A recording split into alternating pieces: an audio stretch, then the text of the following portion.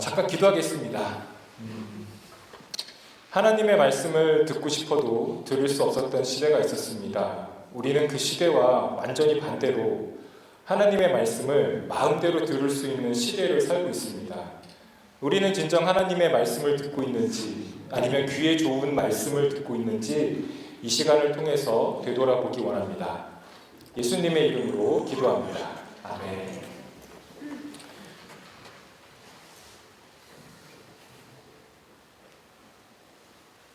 네. 이거 좀 이따가 보여주시면 되겠습니다. 오늘 본문에 보면 두 사람이 등장합니다. 한 사람은 사무엘이고요. 다른 한 사람은 엘리입니다. 사무엘은 우리에게 친숙한 이름입니다. 사무엘상 1장과 2장을 보면 사무엘의 엄마는 한나입니다. 한나는 결혼을 했지만 아이가 생기지 않아서 성전에서 간절히 기도를 했습니다.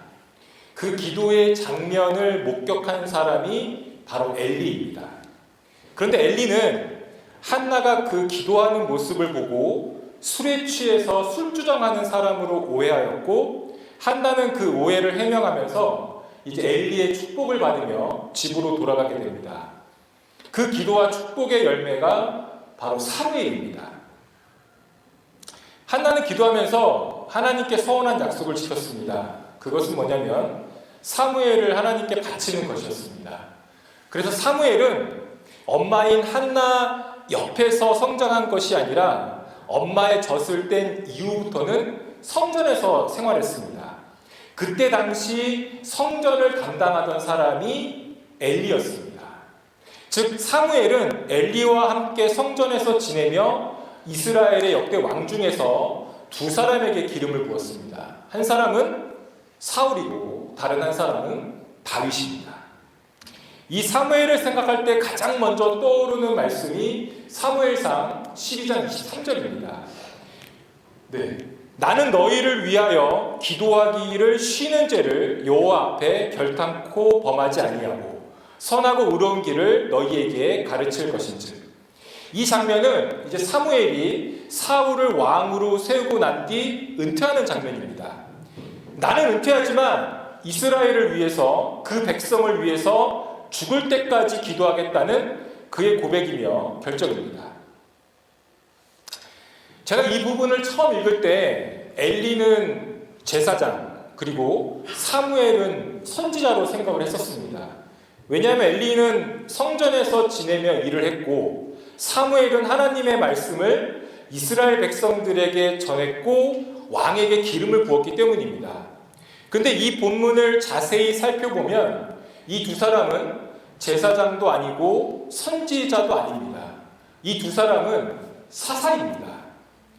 사무엘상 앞에 이제 룻기가 나오는데요. 이 룻기의 배경이 룻기 1장 1절에 나와 있습니다. 사사들이 치리하던 때에 그 땅에 흉년이 듭니다. 그리고 룻기 앞에 사사기가 있습니다. 그러니까 사사기, 룻기, 사무엘상. 그러니까 사사기와 룻기가 동일한 시대적 배경을 가지고 있고 그 선상에서 사무엘상이 시작되고 있습니다. 그래서 사무엘상에는 이제 이스라엘이 본격적으로 왕이 다스리는 시대로 넘어가는 장면이 등장합니다. 그래서 왕이 등장하기 전에 이 시기에 이스라엘을 다스렸던 사람들이 바로 이 사사였습니다. 우리가 알고 있는 이제 기드온과 삼손이 바로 여기에 해당하는 사람들입니다. 그래서 이 엘리와 사무엘의 정체는 바로 사사입니다. 이스라엘의 마지막 사사가 사무엘이었고 이 사무엘이 사사로 등극하기 전에 이스라엘을 다스렸던 사사가 바로 엘리였습니다. 이 사사 시대의 특징을 두 가지로 정리할 수 있습니다. 한 가지는 사사기 21장 25절입니다. 그때 이스라엘의 왕이 없으므로 사람이 각기 자기 소견에 옳은 대로 행하였더라. 이 당시에 이스라엘에 눈에 보이는 왕은 없었습니다. 하지만 하나님께서 이들의 왕으로 계셨고 사사를 세우셔서 그들을 통해서 다스리고 계셨습니다. 그러함에도 이스라엘은 하나님의 다스리심을 거부하고 자기 자신이 옳다고 생각하는 대로 말하고 행동했습니다. 이들이 결국 사무엘이 사사로 있던 시대에 왕을 요구합니다.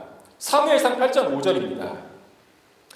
그에게 이르되 보소서 당신은 늙고 당신의 아들들은 당신의 행위를 따르지 아니하니 모든 나라와 같이 우리에게 왕을 세워 우리를 다스리게 하소서 한지라.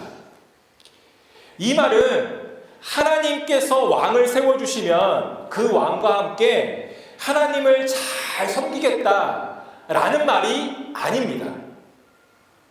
하나님의 통치와 다스리심을 거부하겠다는 선포입니다. 하나님의 말씀을 듣기 싫다는 겁니다. 이스라엘 백성들, 즉 자신들이 세운 왕의 말을 듣겠다는 것입니다.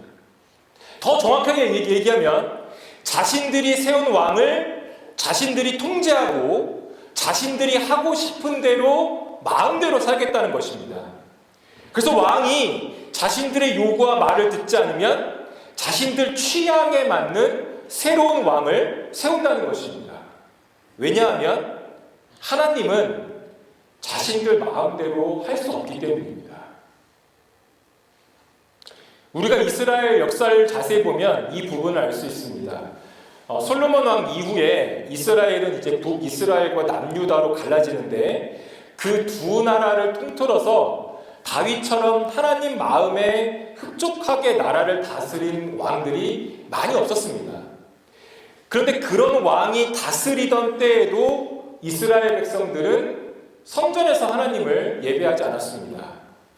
자신들이 만들어 놓은 성전, 즉 그 산당에서 우상을 섬겼습니다. 열왕기하 15장 4절에 보면 오직 산당은 제거하지 아니하였으므로 백성이 여전히 그 산당에서 제사를 드리며 분향하였고, 이 말씀과 같은 구절이 곳곳에 등장합니다. 하나님의 말씀을 이제는 더 이상 듣지 않겠다는 핑계로 왕을 요구한 이스라엘 백성들의 모습을 볼 수 있습니다. 이제 하나님이 지겹다는 겁니다. 이스라엘 백성들은 다른 나라 백성들처럼 마음대로 살고 싶은데 이 하나님 때문에 마음대로 살 수 없다는 불만과 불평입니다. 그러니까 자신들 마음대로 할 수 있는, 그리고 자신들의 귀에 듣기 좋은 말만 하는 사람이 필요하다는 겁니다. 그 필요를 채울 수 있는 유일한 요구가 바로 왕이었습니다. 또 다른 특징 한 가지는 오늘 본문입니다. 사무엘상 3장 1절에 보면 아이 사무엘이 엘리 앞에서 여호와를 섬길 때에 여호와의 말씀이 희귀하여 이상이 흔히 보이지 않았더라. 이 당시도 그랬지만 이 구약 시대를 보면 하나님의 말씀은 오직 하나님께서 세우신 한 사람을 통해서만 백성들에게 전달되었습니다. 그러니까 제가 저를 통해서만 하나님의 말씀을 들을 수 있었던 거죠. 그러니까 하나님께서 모세와 여호수아와 같은 사람들을 세우시고 그 사람들과만 말씀하셨습니다. 이스라엘 백성들은 하나님께서 세우신 그 사람들을 통해서만 하나님의 말씀을 들을 수 있었습니다.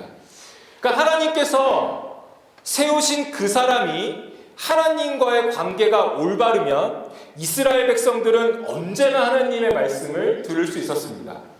반대로 그 세움받은 사람이 하나님과의 관계가 올바르지 않으면 이스라엘 백성들은 하나님의 말씀을 듣고 싶어도 들을 수 없었습니다. 그러니까 지도자가 정말 중요한 시기였습니다. 지금도 지도자는 너무나 중요합니다. 하나님의 말씀을 듣고 싶어도 들을 수 없었던 시대가 바로 이 사사시대였습니다. 사사가 이스라엘 백성들을 다스리던 시기에만 하나님의 말씀을 정말 가끔 들을 수 있었고, 사사가 없던 시기에는 하나님의 말씀은 존재하지 않았고 하나님은 아예 기억 속에서 잊혀졌습니다. 그러면 이스라엘 백성은 우상들을 숭배했고, 그런 이스라엘 백성을 하나님은 다른 민족을 동원해서 심판했습니다. 그 심판의 시간이 길어지면서 고통 가운데 이스라엘 백성들이 다시 하나님을 찾으면 그때 하나님은 사사를 그들에게 보내십니다. 이런 주기가 사사시대에 반복되었습니다. 오늘 본문처럼 사사인 엘리가 있었지만 사실 엘리 자신에게도 하나님의 말씀이 들리지 않아서 엘리 역시 이스라엘 백성들에게 전해줄 하나님의 말씀은 없었습니다. 한나가 기도하는 장면을 보고 술에 취한 것으로 오해한 그의 모습에서 그가 얼마나 오랫동안 하나님의 말씀을 듣지 못했는지를 우리가 확인할 수 있습니다. 그래서 이스라엘 백성들은 자신의 생각에 옳은 대로 행동했던 것입니다. 말씀에 기근 현상이 발생했던 것입니다. 대표적인 장면이 사무엘상 2장 22절부터 26절에 보면 이 사사였던 엘리의 두 아들의 행적이 기록되어 있습니다. 23절에 보면 내가 너희의 악행을 이 모든 백성에게서 듣노라. 2장 25절에 보면 그들이 자기 아버지의 말을 듣지 아니하였으니 자신들의 행동이 죄인지도 모르고 아버지 그 엘리가 죄라고 말을 했지만 그들은 듣지 않았습니다. 우리가 앞서 본 사무엘상 8장 5절에 보면 똑같이 기록되어 있습니다. 당신의 아들들은 당신의 행위를 따르지 아니하니. 그러니까 심지어 사무엘의 아들들 역시 자세히 기록되어 있지 않았지만 엘리의 두 아들들처럼 자신이 하고 싶은 대로 행동했음을 엿볼 수 있는 구절입니다. 하나님의 말씀이 아예 들리지 않았던 것이 아닙니다. 하나님의 말씀은 이스라엘 백성들 귀에 들렸습니다. 하지만 귀에 들린 하나님의 그 말씀을 그들이 거부하고 듣지 않았던 것입니다. 듣지 않았을 뿐만 아니라 들었어도 무시했습니다. 자신들이 정말 필요할 때만, 듣고 싶을 때만 듣겠다는 겁니다. 말씀이 없으니 자신에 대해서는 거대해지고 하나님은 작아지면서 자신들의 생각대로 말하고 행동했던 것입니다. 이제 우리에게서 조금 멀어진 그리고 기억에서 잊혀진 단어가 하나 있습니다. 바로 코로나입니다. 지난 2년 동안 전 세계를 지배했던 단어입니다. 단 하루도 이 단어가 미디어를 통해서 등장하지 않았던 때가 없었습니다. 근데 어느 순간 우리 곁에서 점점 사회적 거리를 두기 시작하더니 이제는 기억 저편에 조금 추억의 존재가 되고 있습니다. 이 단어와 함께 가장 많이 등장했던 단어가 하나 더 있습니다. 바로 온라인입니다. 모든 모임이 온라인으로 되었습니다. 그 영상통화가 정말 신기했던 때가 있었는데 이제는 너무나 자연스러운 일상이 되었고 이제 온라인으로 모임을 하는 것이 전혀 이상하지 않습니다. 예배도 온라인으로 내가 있는 바로 그곳에서 예배에 참여할 수 있습니다. 아마 처음에는 이제 옷도 좀 갖추어 입고 나름 교회로 생각해서 준비했겠지만 이게 시간이 지나면서 사람들은 세상에서 제일 편한 자세로 예배를 드렸고 예배를 드릴 수 있게 되었습니다. 이 코로나와 온라인 때문에 나타난 현상 중에 하나가 이 말씀의 홍수 현상입니다. 1년 365일 하루 24시간 내내 우리는 하나님의 말씀을 언제나 들을 수 있는 시대에 살고 있습니다. 어쩌면 우리가 죽는 그날까지 아무리 100세 시대라고 하지만 그 말씀을 다 들을 수 없을 정도로 말씀이 넘쳐나는 시대에 살고 있습니다. 말씀만 있는 건 아닙니다. 말씀과 관계된 강의도 있고 짧은 묵상도 있고 성경 말씀도 들을 수 있고 내가 궁금한 것만 주제별로 찾아서 들을 수도 있습니다. 코로나는 이제 거의 잊혀진 단어가 되었지만 이 말씀의 홍수 현상은 지금도 계속되고 있고 앞으로도 계속될 가능성은 높습니다. 이와 비슷한 현상이 사실 구약 시대에도 있었습니다. 바로 솔로몬이 이스라엘의 왕으로 있었던 시대였습니다. 솔로몬은 아시겠지만 하나님께 지혜를 구했던 왕입니다. 그 지혜를 기록한 성경이 잠언입니다.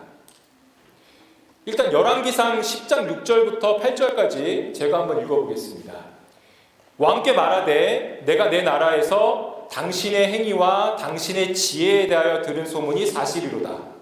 내가 그 말들을 믿지 아니하였더니 이제 와서 친히 본즉 내가 말한 것은 절반도 못되니 당신의 지혜와 복이 내가 들은 소문보다 더하도다.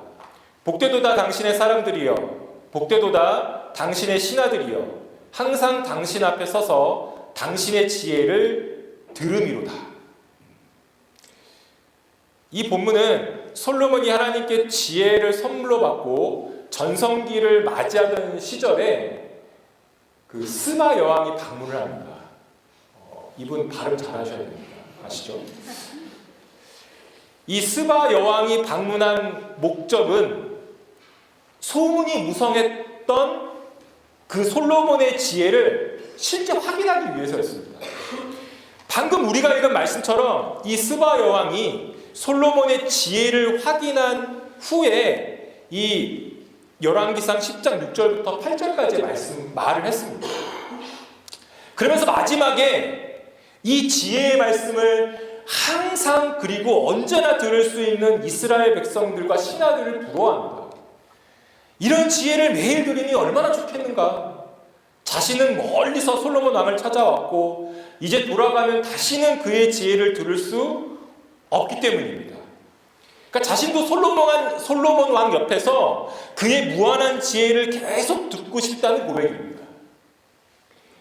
근데 제가 이 본문을 읽으면서 한 가지 들었던 생각은 과연 이스라엘 백성들은 이 스바 여왕이 생각하는 것처럼 이 솔로몬의 지혜에 대해서 그만큼 가치 있게 생각하고 그의 말에 귀를 기울였을까? 였습니다.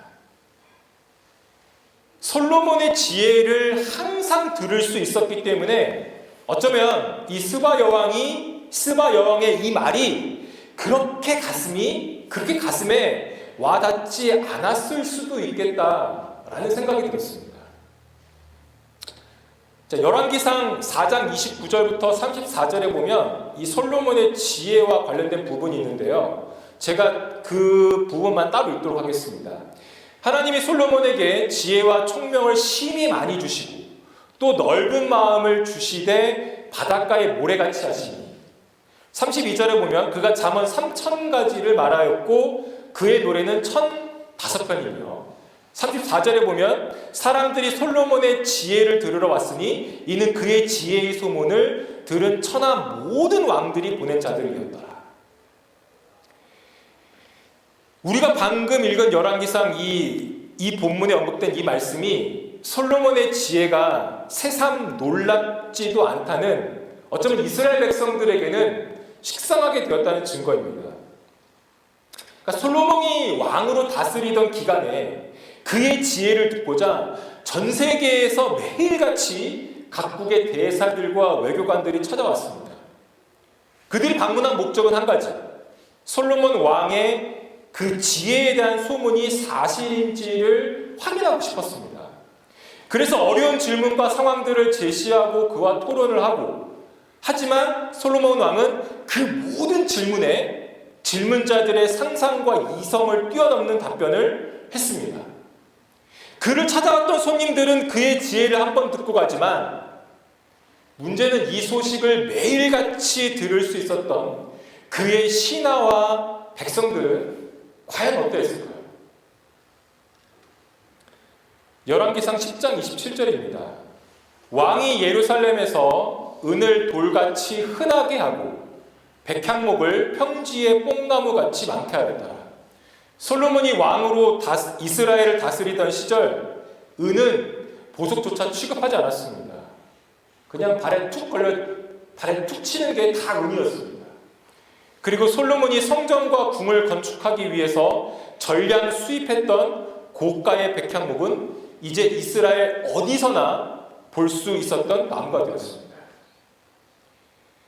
열왕기상 4장 22절과 23절에 보면 솔로몬의 하루의 음식물은 가는 밀가루가 30고루요, 굵은 밀가루가 60고루요, 살찐 소가 10마리, 초장의 소가 20마리, 양이 100마리, 그 이외에도 숫사슴과 노루와 암사슴과 살찐 새들이었더라. 물론 솔로몬 혼자서 이 많은 음식을 매일같이 먹었다고 생각하진 않습니다. 아마 이 솔로몬과 함께 궁에서 생활했던 신하들이 하루에 소비했던 음식물의 양이라고 생각합니다. 근데 이 두 말씀은 어떻게 보면 이제 이 당시 이스라엘이라는 나라가 얼마나 부유했는지를 알려주는 말씀입니다. 그런데 살짝 바꾸어서 이 말씀이 영적으로 부유한, 즉 솔로몬의 지혜가 너무나 풍성해서 은이 흔한 것처럼 고가의 나무가 흔했던 것처럼 솔로몬의 지혜에 대해서 이스라엘 백성들이 그 가치와 소중함을 제대로 인식하지 못한 상황을 보여주는 말씀으로 생각할 수 있습니다. 우리가 다 아는 열왕기상 3장에 기록된 그 유명한 재판, 살아있는 아이를 반으로 잘라서 서로 자신의 아이라고 주장하는 여인들에게 주라는 상황이, 이 상황이 매일같이 반복되고 솔로몬 왕은 그때마다 다른 관점으로, 다시 말해서 하나님이 주신 지혜로 상황을 해결합니다. 그래서 그 다음 날은 저희 상상인데요. 세 명의 여자가 왔겠죠. 한 아이를 가지고 서로 이제 눈물을 흘리면서 가슴을 파면서 저 아이에게 주십시오, 저 아이에게 주십시오, 저 아이 소문을 들었으니까 그런 상황이 또 발생했을 수도 있었겠습니다. 그럼 솔로몬 왕이 또 어떻게 판결했을까요? 그건 모르겠어요.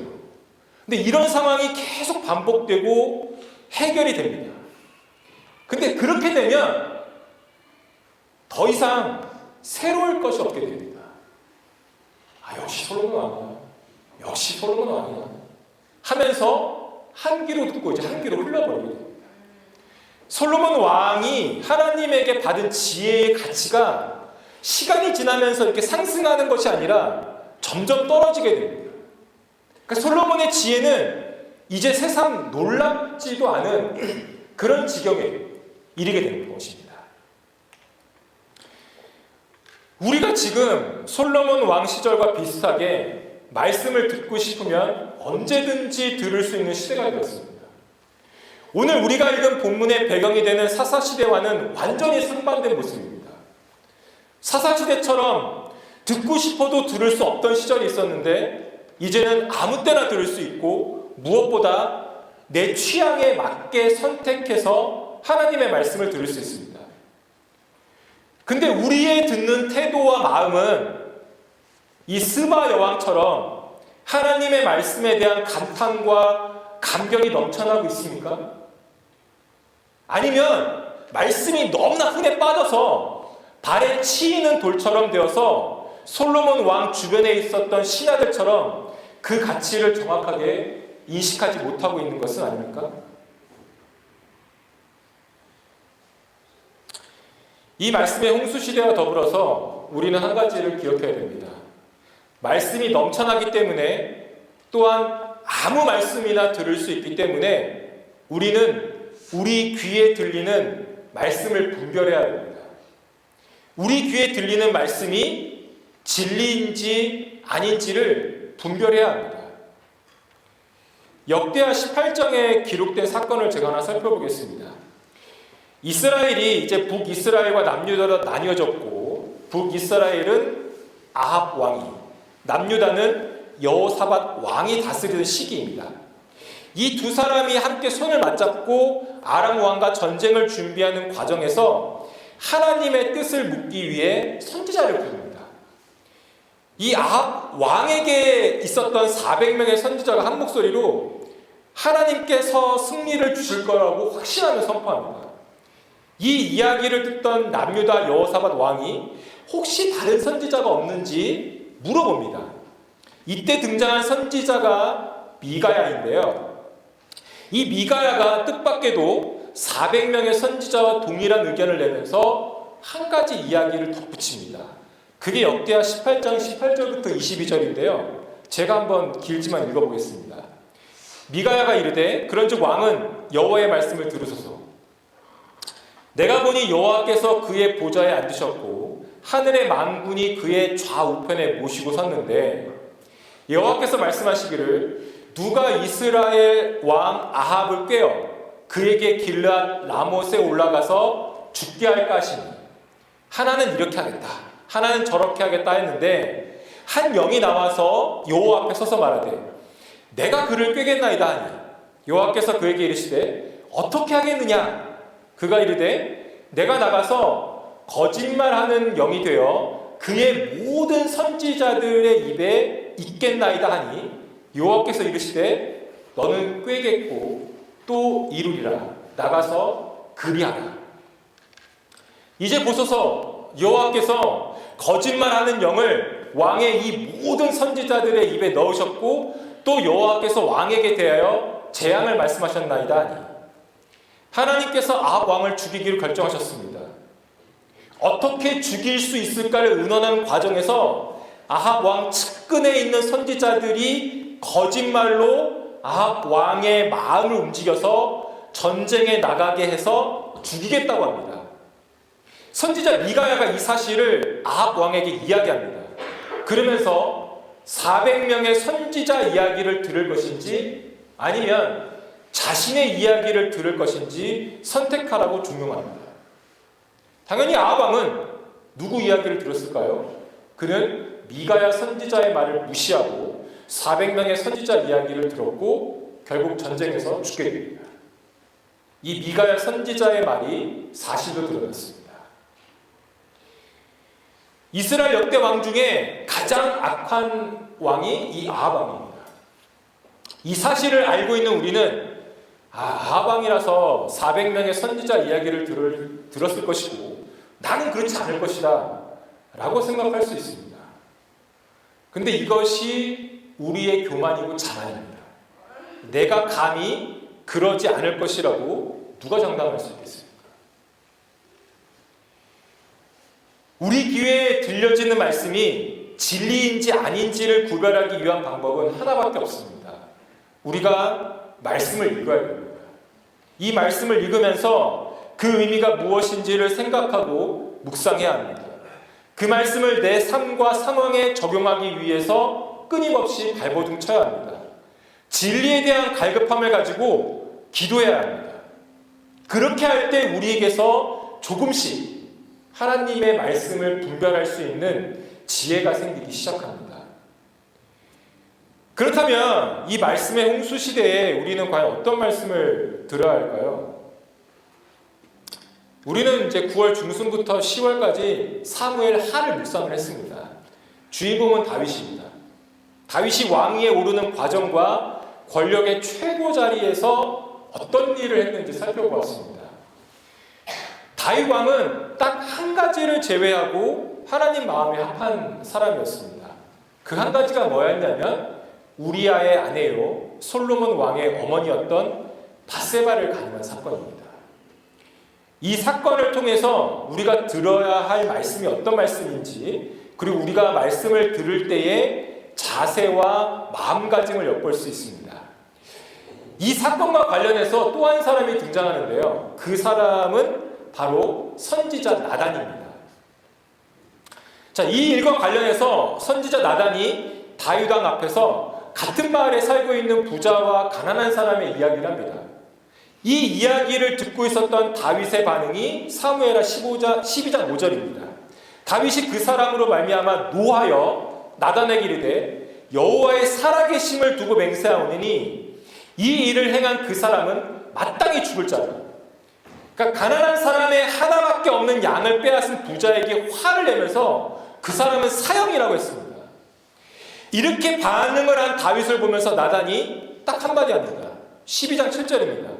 당신이 그 사람이라. 권력의 최고 정점에 있었던 그리고 전성기를 보내고 있었던 다윗 왕에게 그 부자가 바로 다윗이라고 이야기합니다. 지금 나단은 다윗의 잘못을 지적만 한 것이 아니라 다윗에게 당신이 죽어 마땅한 사람이라고 이야기한 것입니다. 감히 왕에게 당신은 죽어야 합니다 라고 누가 말할 수 있겠습니까? 이런 말을 한 나단 선지자도 대단하지만 이 말을 받아들인 다윗 역시 존경스럽습니다. 사실 다윗은 이 말을 한 나단 선지자를 단칼에 죽일 수 있었습니다. 우리아를 죽인 것처럼 그를 죽여서 다시 한번 자신의 완벽 범죄를 재현할 수 있었습니다. 그런데 다윗이 그 자리에서 자신의 죄를 인정합니다. 사무엘하 12장 13절입니다. 내가 여호와께 죄를 범하였노라. 다윗의 영적인 상태를 정확하게 진단했던 나단 선지자, 그리고 자신의 상태를 인정한 다윗. 우리는 여기에서 우리가 어떤 말씀을 들어야 하는지 한 가지 중요한 교훈을 얻을 수 있습니다. 구약성경 마지막에 보면 이사야부터 말라기까지 총 17권의 예언서가 있습니다. 그리고 이 외에도 구약성경에는 많은 예언자들이 등장합니다. 제가 앞서 말씀드린 아합 왕 때 있었던 미가야, 다윗 왕 때 있었던 나단도 그 중에 한 명입니다. 이 예언서와 예언자들의 목적은 하나입니다. 이스라엘 백성들의 영적 상태를 정확하게 진단하는 것입니다. 진단만 하는 게 아니라 처방전까지 제시해 줍니다.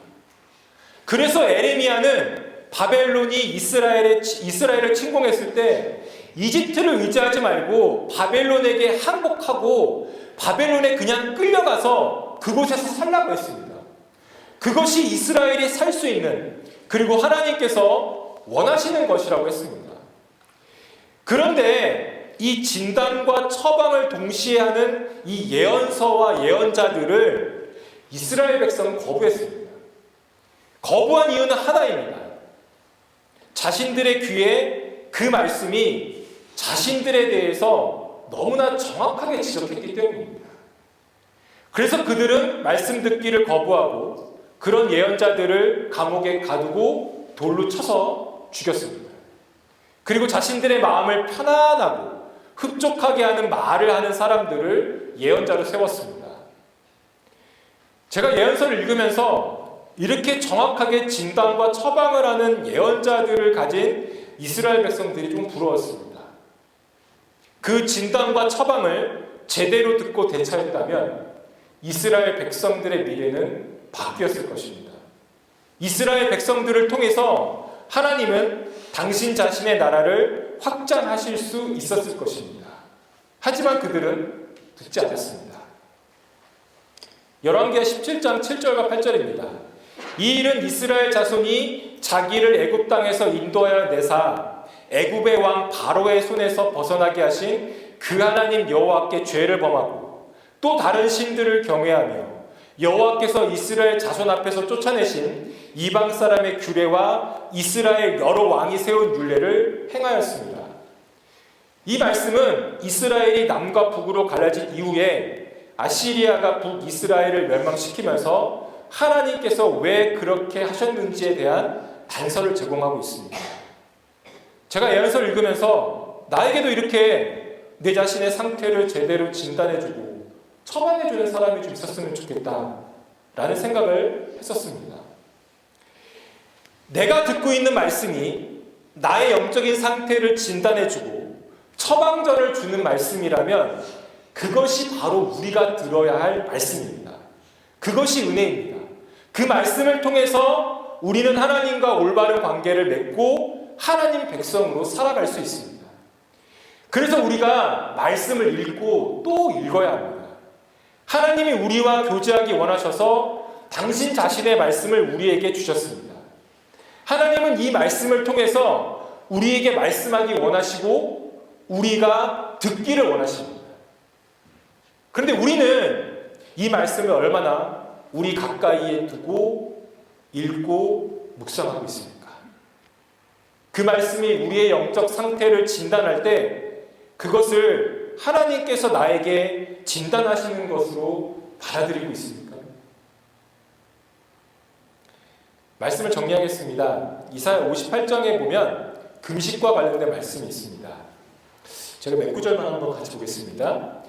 우리가 금식하되 어찌하여 주께서 보지 아니하시오며 우리가 마음을 괴롭게 하되 어찌하여 주께서 알아주지 아니하시나이까. 너희가 금식하면서 논쟁하며 다투며 악한 주먹으로 치는도다. 6절에 보면 내가 기뻐하는 금식은 흉악의 결박을 풀어주며 멍에의 줄을 끌어주며 압제당하는 자를 자유하게 하며 모든 멍에를 꺾는 것이 아니겠느냐. 또 줄인 자에게 내 양식을 나누어 주며 유리하는 빈민을 집에 들이며 헐벗은 자를 보면 입히며 또 내 골육을 피하여 스스로 숨지 아니하는 것이 아니겠느냐. 그리하면 내 빛이 새벽같이 비칠 것이며 내 치유가 급속할 것이며 내 공의가 내 앞에 행하고 내가 부를 때에 나 여호와가 응답하겠고 내가 부르짖을 때에는 내가 여기 있다 하리라.